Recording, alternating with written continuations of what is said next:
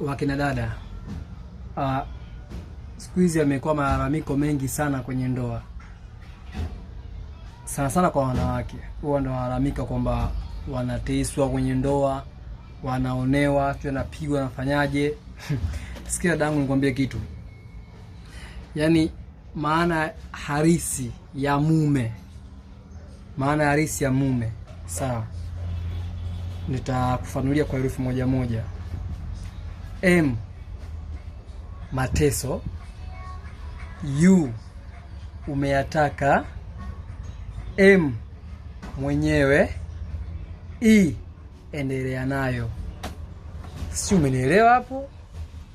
Kwa imani mpaka hapo ushafahamu tayari kwamba ndoa ni mateso, na mateso hayo umeyataka mwenyewe, hakukulazimisha mtu sio nini. Kwa hiyo wewe vumilia tu kwa kila kitu, siombeombe talaka ovyo.